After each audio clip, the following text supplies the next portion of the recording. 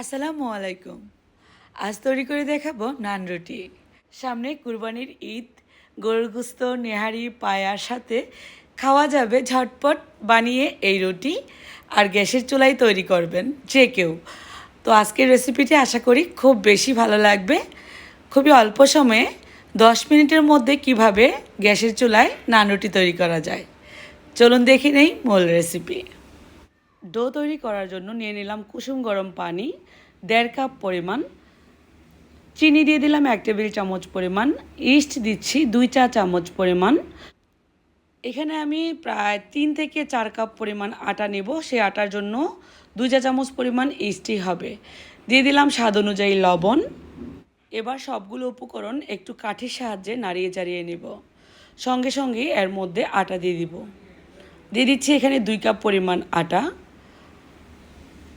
এই কাঠির সাহায্যেই মিলিয়ে নিব পানির অনুপাতে যতটুকু আটা লাগে।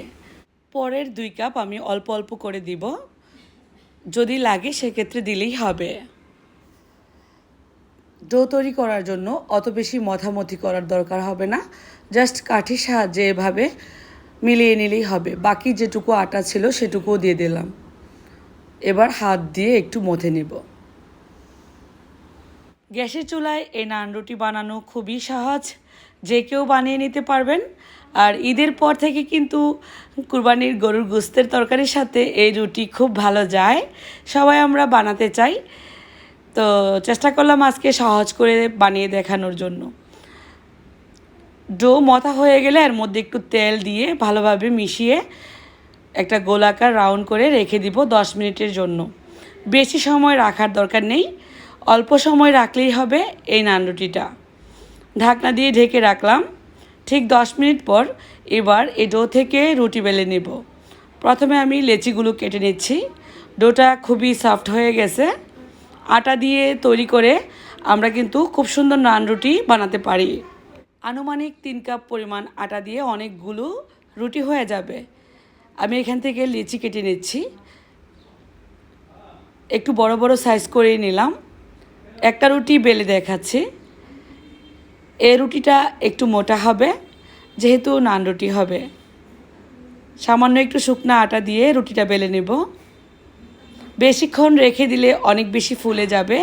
সেক্ষেত্রে আপনারা যদি অনেক সময় রাখতে চান, 30 থেকে 40 মিনিট সময় রেস্টে রাখতে চান এই ডোটা, তাহলে কিন্তু আরও বেশি সফট হবে আর অনেক ফুলকো হবে।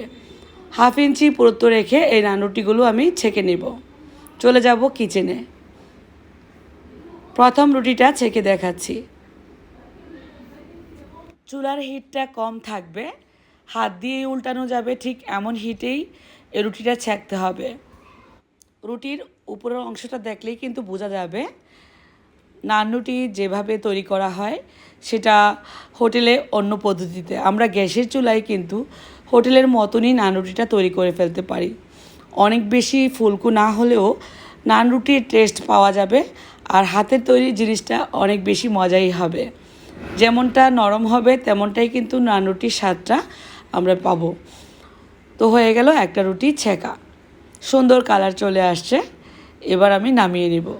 চাইলে এর উপরের অংশতে আপনারা বাটার দিয়ে সুন্দরভাবে ব্রাশ করে নিতে পারেন যদি বাটার নানটা খেতে চান, আর না হয় কিন্তু এমনিতেও খাওয়া যাবে।